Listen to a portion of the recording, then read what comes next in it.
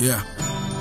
The internet's a big place, and you ain't got time to waste. You love hip-hop, but got discriminating taste. If only there were a site which would filter out the hype and brought dopeness to light with the blogs that they write. Well, I've heard of such a page where the ill takes in the stage, just the sight of DJ Booth spreading culture to the youth.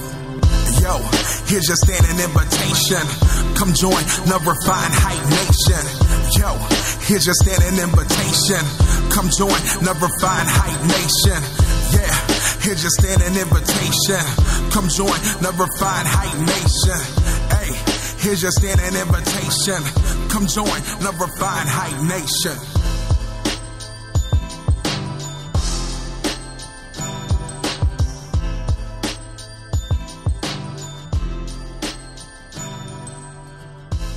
Nation, on the line with me, I have the one, the only Rittz. How you doing, man? Great, dog. Great, man. Chillin'. So I gotta say, I'm a little bit nervous to do this interview, even though I've known you for a minute, because you're one of the few rappers who has an entire song on an album about how fucking annoying rap interviews are. Yeah, man, I've been getting that lately, man. A lot of people don't know how to start it off since that song, man. It's fucked up. So, you know, I thought since you went over all the, like, cliched questions that people ask you, I'm, like, really fucking determined for this to be an interview unlike you've ever had. So let me start off with this. Did you know that old school Positive K, I Got a Man song? Yeah, hell yeah. Did you know that song was just the dude? There's no girl. He just, like, sped up his voice in the studio. For real? So all the girl talking the video is him. Yeah. That's fucked up. I know, right? Like, I found that out. It made me re-question everything I know about reality. Like, it just completely fucked me up.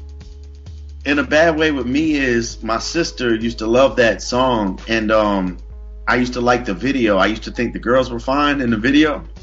So yeah, the voice kind of went with the fine girls, so that's fucked up. I was sitting there like kind of yearning for his voice. Yeah, no doubt. Like, in middle school when that came out, like that was my game. I was like studying moves. I was like, all right, so this is what the girl's gonna say. So I come back with like, man, it's been I don't know how long, 15 years now. I thought that was a chick. I thought Positive K was a group, and that was like the chick doing that verse. Just the dude. Yeah, I at least thought it was a studio stand-in. That's crazy.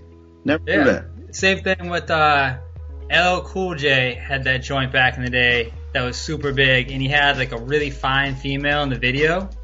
What song was that? Fuck. I should have been more prepared. But in reality, it was some like, to be frank, just like really fat rapper chick that they recorded, and then they just totally like, oh, you're gonna be in the video, you're gonna be on tour, and then they just fucking threw her off a boat. Put a fine chick in there. I mean, that's kind of expected. I didn't expect fucking Positive K to like speed his voice up. I know, right? Like, I basically just changed everything you know about I apologize. I think I like fucked up the rest of your day. 'Cause my day's fucked up. No, that's nuts. That was actually the song my interview. That's actually me with my voice sped up. No, I'm just fucking with you. But see, now it makes me question everything. You know what I mean? Like. Yeah, definitely, man. That's crazy, dog. Like, we're about the same age. Like, we start talking kind of that 90s Positive K era. What comes to mind? Shit, Positive K was a long time ago. Like, what year was that? 92? It would be fucking amazing if I could just, like, Rain Man style know. But yeah, early 90s. Yeah, it was early 90s. I mean, at that time, I was kind of on a little R&B kick back then a little bit, man. I was kind of on some H-Town, Jodeci type. I put some S-curl in my hair, dog, at that time. Yeah, I was trying to rock an S-curl. You're going to get a Rittz Jodeci back freestyle now? Yeah, man. Like, I was trying to, like, I was rapping and shit, but I was trying to do, like, I was trying to sing, like, R&B. We were singing, like, Boys to Men at little school parties and shit. Yeah, but nah, back then, that's crazy. That was right before, that was right before, like, literally right before I started getting into, like, the real gangster shit. But yeah, that was a cool time. Like, I feel like now, even the dudes who think they were really hardcore and gangster, like, if they're our age, they can't front. They grew up listening to fucking CNC Music Factory, Jodeci, Hammer, Vanilla Ice. Like, it was inescapable. You know what I mean? Yeah, definitely. That shit was there then. Like, that was the shit. I mean, even goddamn, What a Man, Salt and Pepper was on MTV all the goddamn time. Tupac was in the video. I believe he was in a video. Tupac and Tretch, I think, were in the video, and like, you know, I find myself sometimes singing that song and feeling some type of way about it. Like I need to stop singing that shit. Yeah, it was a weird. Shoop was kind of the joint. Yeah, Shoop. Yeah, the Janet Jackson shit. Yeah. And the sample might be unclearable, but what was Salt and Pepper's like first big hit? Smush It or whatever. Push it. Yeah, but like in the actual song, they end up saying it ends up sounding. Oh yeah. Smush it. I keep waiting for a producer to sample that shit. Like, there you go. You're welcome. Your new single is gonna be a sample of that. Like, that bass and little cowbell comes in. It's kind of. Yeah, that's dope. They're not gonna get that sample. Kind of. Yeah. What are your first hip hop memories then? Like the first shit that you really started falling in love with. Well, my very first. And see, I wanted to open this up. Now you don't have to be like, oh, it was some super fantastic. Because like I bought a CNC Music Factory tape back in the day, so I'll put myself on blast first. Yeah, no. Like I think my very first was the Fat Boys, and I can't even recall the song. Like I mean, I didn't even know what that was. I was a kid in Pennsylvania. We were rapping. We was rap the Fat Boys, and then I would think like at school, like the kids would have the 2 Live Crew tapes you weren't allowed to listen to and shit. Yeah. Maybe those. And even then I didn't like love them enough to have them and be the guy with the tapes. I was always like the kid, like, oh, my friend had the 2 Live Crew tape. I heard that shit today. I think Kilo, I got opened up to Kilo as like Atlanta artist. And I think that might have done it. The Kilo song.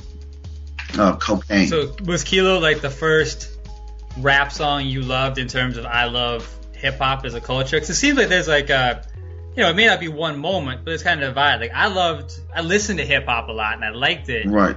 But for me, it took honestly until I'm not gonna be like, oh yeah, I came out the womb wearing like shell toes. Like for me, it wasn't until high school that I think I really, you know, like, and on some classic white boy for me, like Conscious, Mos Def, Roots, Talib Kweli shit, where I was like, oh, I love this as like a culture, not just like I'm buying some tapes and it's cool. Yeah, no, I think what mine was, I think it was a mix of buying some tapes and it's cool and actually loving it at the same time. Like I was buying the tapes to be cool, but I ended up falling in love with it. Like I liked Kilo. Cocaine was a real Atlanta type of hit that came out. My buddy had the tape.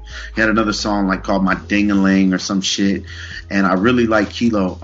In school, and I said this in a lot of interviews about the Ghetto Boys, but I think I got played a song by a tape called Too Much Trouble. They were sounding rap a lot. It had Scarface in the group, and also a white guy that was a midget named Bar None, a guy named Drunk D, and I forgot the other guy's name. But they really got me. It's fucking fantastic, right there. Yeah, they got me into the gangster shit. Too Much Trouble, and then from Too Much Trouble, I went and found around the same time, like a year later, Ghetto Boys put out Till Death Do Us Part, and they had that song on the very end that had like every Rap-A-Lot artist rapping, and so I went and just found them all. So then I liked Seagram and Gangster Nip and Fifth Ward Boys, and that's when I really started falling in love with it, right around that time with the Rap-A-Lot shit. And I said that before, but I mean, to be more specific, it was Too Much Trouble, Fifth Ward Boys, and Scarface's first solo album with Money and the Power and Mr. Scarface on it that kind of got me falling in love with it. And then I bought Willie D's solo album called Going Out Like a Soldier. And I used to try to rap like Willie D. Had a song called You Ain't No Gangster. And I was fucked, man. I was young. My nuts ain't even dropped yet. I had a high voice. I was like, you ain't no gangster, you know, trying to rap. But that was what really got me into it. Yeah, we were talking about this on the site the other day, like joints that you memorized. Yeah. Because that's the next level. Because these joints would come out and you would just play them on repeat. And like for me, I never really had any dreams of being a rapper. Like I left that shit alone. But in my car, I turned the volume up so I couldn't hear myself. Right. And I try to like do all of, you know, Tribe Called Quest scenario or whatever. Right. And I'd fuck it up. I get the flow wrong and I have to rewind it. And like I'd be so happy when I could get through the entire song. And now I bet, to be honest, like I've done this with your shit, and I bet a lot of kids do it. Like, can I do this Rittz joint? Yeah, no, I used to do the same thing with the Fushnikins. You know who the Fushnikins are? Yeah, Sean Fool, and we ain't got nothing to prove. And they had that one dude that could rap real fast, and I was probably saying all his shit wrong, but the Fushnikins was like the shit. I would try to get their shit down. And then even rappers that I feel really familiar with, like Outkast. I watched the Players Ball video for the first time in a long time yesterday, and I was like, wow, all these years I've had that line wrong. You know, it's like, even, and it might not even be a fast rap, it's just something you just get wrong and didn't have it the whole time. But and same thing, DOS Effects, you know, was huge to me in middle school. You know, 1, 2, fuck on my, y'all better do, all that shit. Yeah, Onyx. I used to try to get my skinny white young ass trying to do all of Onyx, like note for note, you know. I used to in 9th grade that was about the first time I was like really active in school. And besides like elementary school, I had like one good year in 9th grade, and I would go to these football games. And there was this one dude named Antonio. He rapped too, and like it was shout out Antonio. Yeah, shout out to Antonio. I'll probably never see this, but Antonio, I would battle him, but it wasn't like battling like New York. Like, look, your hair. No, it wasn't none of that. We just rap verses. But I would bite. I'd rap other people's verses that I didn't think anybody would know. Well, one time somebody called me out at the game for fronting and rapping somebody else's shit. I used to rap The King and I. There's a group called The King and I, and they used to have a song called Tears to My Eyes, or it might have been called Tears. And I used to rap that at the football games, and I got busted one time biting their style. Yeah, so that was pretty crazy. But I mean, obviously you've grown to have a pretty original sound, but like that's how you start, right? You imitate the people you like, and then from there you kind of like build on. So what was that process of figuring out who you were as a rapper, going from biting other people's, you know, raps at football? Man, the process lasted forever, and like literally it just, and I'm older, and it just stopped. Like around the time I did Box Chevy, or right before I started finding my style. I remember coming to Yellow Wolf and coming to my friends and being like, hey, I figured it out. What I'm going to do is I'm going to rap fast on these slow beats. And that was before, of course, everybody's doing it now. But, you know, Twister and all them. Around 98 to 2001, I think the fast rap shit started getting played out. Those Timbaland sounding beats, the boom, boom, boom, boom. Those beats started getting played out. And I stopped doing it. But for so long, when Eminem came out, it fucked me up real bad because I started rapping like him. You know, I'll take your fucking, you know, anytime you say fucking, I'll stab you with a water bottle when you fucking model, and, you know, all that type of shit. Like, I started doing that, you know, because the inner white guy comes out in you, and you start saying, I'll fucking take a liquor bottle and shove it up you, and, you know, and fuck you, and, you know, and that was real Eminem biting. And before that, it was Outkast biting. And then I got into Jay-Z real hard, and then, of course, I always had the Twister and the double time shit there. So I think it's finding out, you know, mixing those things, and then also maturing just as a person, and figuring it out. But yeah, it definitely comes from dabbling in other people's styles, you know. Definitely. I mean, I would even still hear a beat today, like, man, you know, this would be a kind of verse I'd rock, like how the so-and-so, how the game rocks on this, or how this rocks on this, you know, and try to go at it like that. I mean, it just happened. I feel like it may not be a direct influence on you, but I was just in the car the other day, K-Day, some old school Bone Thugs came on, like For the Love of Money. Yeah. And it really made me realize, like, oh shit, those were the guys who really blew up the fast rap style. They really did. They're still, to be honest, like, present company excluded, all due respect to present company, like, better than just about fucking anybody. Yeah. Like, with their flow was crazy. Dude, they took it to the mainstream level. I mean, same thing, 9th grade, I was the kid at school that could rap, you feeling this jump for the rump, dip, bump. Even now it sounds kind of slow, but it was fast back then. Like, you know, and they definitely are the ones that brought that into the forefront, I think. I always like to, you know, respectably say this being signed with Tech, because Tech's been around forever doing this, but being unaware of Tech out there doing it, Twister to me really came and really to me was the guy who owns that shit, you know, in my opinion. I mean, not owns it, that means he not invented it, but I mean, I love Twister's flow with that fast flow. And I remember seeing old videos of him before Do or Die, before Po Pimpin' and all that, like old, like early 90s videos where he's like really flipping fast, where he was doing like the Guinness Book shit. Yeah. But yeah, Bone was definitely like the ones that brought it to the mainstream and like really made everybody like get aware of how to rap fast. I didn't start really, and once I heard Biggie start doing it and Jay-Z on that Jigga What, Jigga Who, that song, that's when I started trying to dabble myself, trying to walk both lines, like doing regular and doing that. And I just, ended up being kind of good at that. Yeah, and if you listen to the super old school, like the pre-Reasonable Doubt Jay-Z, he was doing the fast rap. Oh, yeah, he's super fast, yeah. Yeah.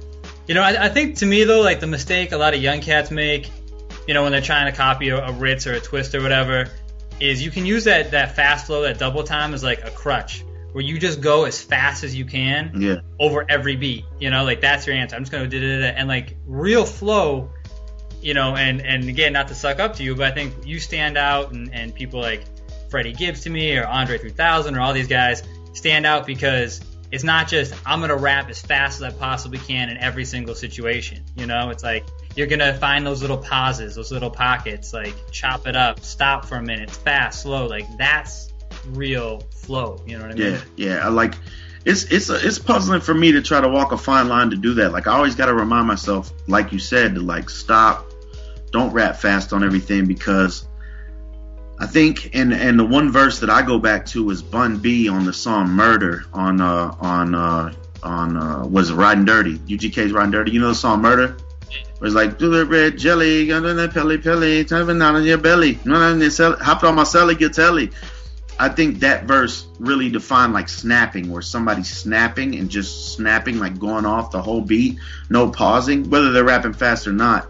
And I made it a goal of mine to try to snap in every verse.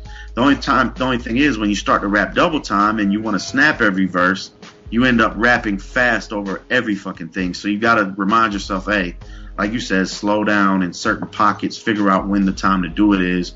And some songs are times to snap all the way through, and then some songs, just slow it down. But it definitely is, to me, a tricky thing.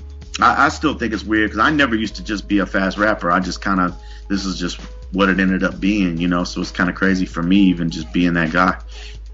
So do you feel trapped by that at all? Like people don't want to hear you just rap? No, I think, because I feel, to be honest, I ain't gonna speak for him, but I feel like Twista's a little trapped in that. No, he is trapped in that. He definitely. Do you worry about the same thing? Yeah. I definitely worry about the same thing. I don't worry about it that bad because it's like I'm not established enough to really like. I still got a lot of room to grow before people get tired of shit. Like the amount of people that could get tired of it right now aren't gonna affect me. You know what I'm saying? You know what I mean? It's kind of a dope way to look at it. Yeah, like, if 200 people are like, man, I'm tired of Rittz rapping fast. There's a million people that never heard me rap fast before. So it's like, I'm not worried about it that bad, but I do worry about that. And I think what it is beat selection. I remember when the Speed Knot Mobsters put out a thing and I heard Twister started rapping slow for a second. You were like, do I kind of like Twister? And it showed that he had skills rapping slow, but you still wanted to hear him rap fast. I think it's just knowing how to switch it up. I think Twister at one point in time did a lot of melodies, and those melodies started making people get tired of that shit. So I don't know. It's not to knock him. I'm just using him as somebody to analyze. Like it's a tricky kind of thing, Yeah, I mean that's true for everyone. Like I think to make it to some extent, you have to have a strong, brand gets overused these days. It sounds like some fucking buzzword, but like image, you have to have your thing, But you can get trapped by that shit too. I think another thing too, we kind of get a bad rap for rapping fast because people will be like, oh, it sounds the same or it sounds this. But the thing is, when I hear any rapper, they sound like they did on all their other songs 90% of the time, unless they switch it up and rap fast.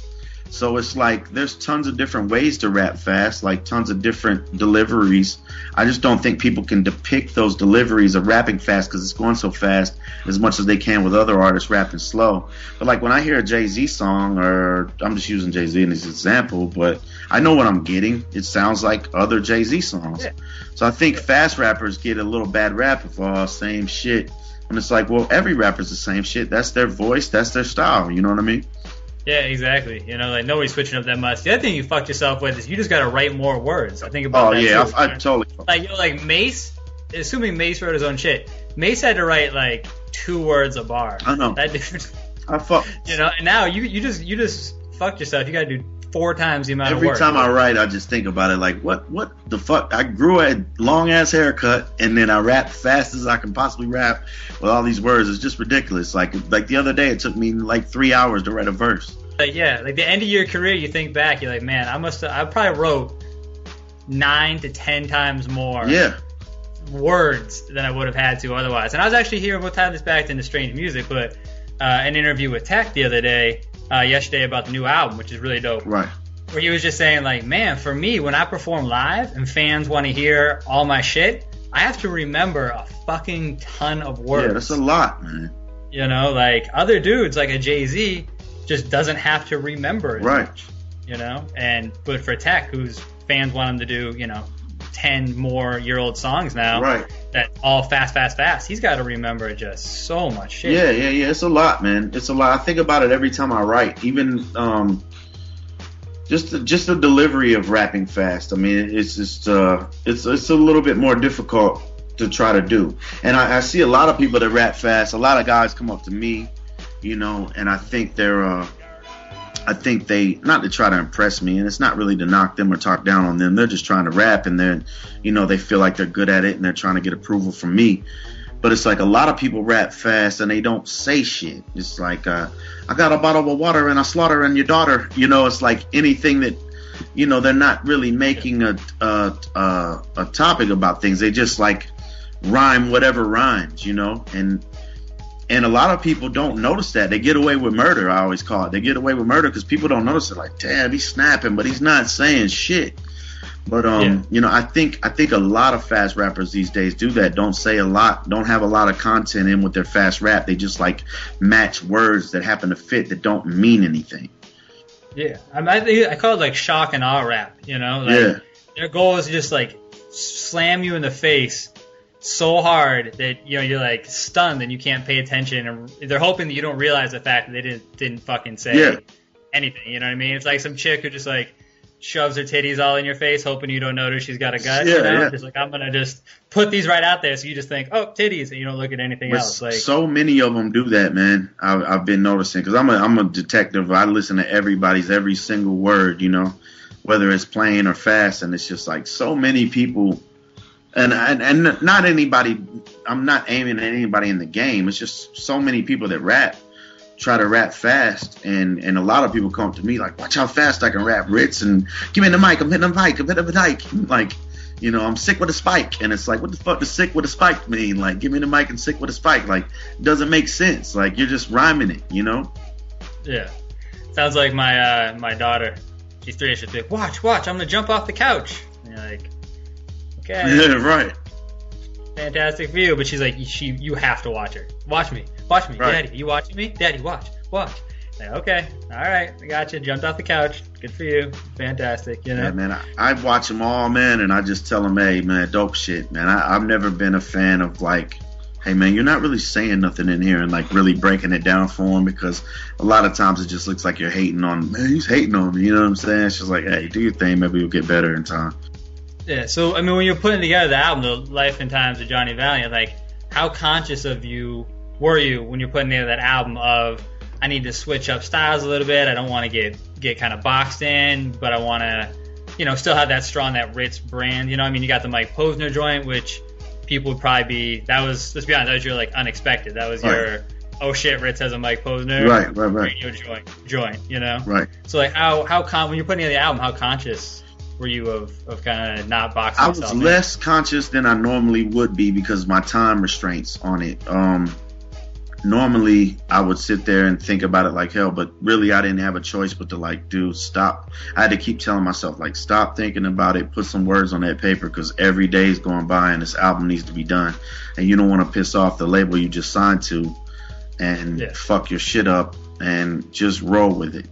And I said this before too. It's like Yellow Wolf told me one time. It was like, dude, I have so much trouble writing. He was like, man, you just got to realize you're dope and stop overthinking it. And as plain as it can be, I mean, anybody could have gave me that advice. It's no genius advice, but it's advice that stuck with me. It's like, man, I got to keep telling myself, hey, man, you're dope. Just write. Write what comes out of the paper. If you don't like the song at the end of the day, throw it away. Nobody's got to hear it. but just make sure you write. Because before I'd write a line, I'm like, damn, I'm rapping kind of the same as I was on this song or this song. Fuck it, I'm done with this. I don't want to write. I hate rap. I'm quit today, and then just go fuck off the day. So I really wasn't that conscious of it. As long as I get an eclectic kind of amount of beats, I can as long as the beats are there, I think picking the productions right. If I can get the beats first and figure out where I'm going to go with each one, then I'm a little bit conscious ahead of time before I even put a word down on the paper of the type of rhythm I'm going to put on that specific beat. Well, it's kind of like that 10,000 hours theory. We just got to do something for 10,000 hours before you're great at it. You just got to log those hours. Yeah. Rapping and writing, and if you're overly self-conscious, then you're never gonna get that much time. Yeah. And unfortunately, I am overly self-conscious, but I think it turns out better. And a lot of the songs that I've written, I'll be like, man, that's just whack. And then even to my own self, then I'll hear the whole complete song, and I'll be like, damn, I'm snapping on that shit, and happy about it. When I just like, dude, I don't know what's wrong with me, man. I thought that song was whack. I was about to throw out that verse, It's just a weird thing. I think I've just been rapping for so long, man, and I've said so many things so many times. The public really hasn't heard what I've said before, so I'm recycling a lot of old things. Not necessarily old raps, but just old concepts and old things that I've done before. So for me, I'm copping out and trying to, I'm going on my fucking saviors that I have saved up from the back. But it works out. Yeah, actually, I never thought about it before. That's kind of a crazy concept, you're like, oh, I already used this line in this joint that no one ever heard. Yeah. That stops you from using it. Yeah, definitely, man. I got so many songs with so many hooks. Even the verse gutter, man. The verse gutter, a lot from on gutter was from a song called Greedy that ended up getting leaked online. So everybody saw that I used some words from that. And the song on White Jesus where I'm like, put more holes in your car door than a dartboard. That was on another rap. It's just you take little pieces from things and put them in, stuff from the past nobody's heard. Yo, you need to be the first rapper to have like a librarian in your entourage, just someone whose job it is to write down and track every word you've ever said in a rap. Yeah, that'd be dope. Sit next to you and be like, nah, you already used that. Yeah, you already did that. Oh no, that's completely original. Yeah, no, shit, man, I could barely get a cameraman or a hype man or a fucking anybody. It's crazy. Well, when you're huge, when the next album comes out, you go platinum, I want you to do that for me. Hire an information data specialist to just track all your. Tell you what, if I ever go platinum, man, that'll be the goddamn day. We'll make it happen, man. Well, hey, speaking of which, obviously I know you're still probably pushing the last album, but what's coming up for it? You got tours coming up. You still pushing that? What's in the fucking? I was gonna say rear view, but I meant the exact opposite. Yeah. The windshield. Right. I'm shooting a couple videos. We're gonna do a video for Fuck Swag. We're gonna do a video for Wasting Time. Misery Loves Company, and then I'm gonna hit the road in the fall, hopefully for a couple months, maybe October, November, and just go on my own tour, and with some other people, of course. But it's nothing's definite yet. Right now, I'm really trying to get beats together for an EP. I don't know when I'm wanting to release this EP, but I want to get it done. I don't want a last minute situation like I had last time. But I haven't gotten any beats in yet, man. That are like where I want to go. White Jesus, Revival, and Life and Times of Johnny Valiant was so on point with where I was wanting to go musically. I have to start with the music, and if the music isn't correct, man, I can't really write, because it's gonna be a letdown for everybody that hears it. I feel like a lot of rappers do that, pick the wrong fucking beats, man, and that's where they go wrong at. And I just gotta find the right beats and know where to go. So I'm looking for that right now. Haven't gotten any yet.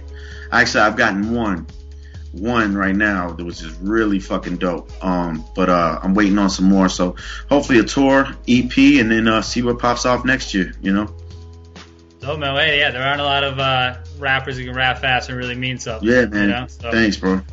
Much respect to you. And there you go. Is this your that managed to avoid all the typical interview That questions? was dope. The main that's fucked up because so many people have been like, they say that before the interview, but the main thing that bothered me. Well, you put that song out. That's basically like a warning to interviewers that A, if you ask me this question, you clearly didn't do your research. Right, B, don't ask me this shit. Like that. It was kind of genius. It was a little like, audio landmine. You know, you're just waiting for interviewers to step on it and blow themselves up. My main thing was just the who is Rittz question. That's really all that stemmed from, and the rest of the song was just to make a song. But the only line that really pissed me off was the, so who is Rittz? It's like, you know, that's the hardest question to answer. It's like, well, Rittz is me. You know what I'm saying? Like, I'm Rittz, you know? But yeah, that was a great interview, man. Appreciate it. I appreciate you, man. I'll let you spend the rest of the day recovering from the knowledge that Positive K is actually just. Yeah, dude, I'm about to listen to that song right now, man, and hope I don't pop a chub listening to him, because now I'm gonna know it's him. It's gonna freak you out. I'm not gonna lie to you, man. Just like fair warning, you're gonna kind of bug out. Yeah, I bet, man. I'm already hearing like what it sounds like in his head. It's starting to make sense. Sense. Exactly. All right, man. Hey, appreciate you, and our Refined Hype Nation really fucks with you, man, and we'll keep looking out for you. Dope, man. Thank you very much. Shout out to Refined Hype. No doubt, man. We'll do. All right, bro. Peace.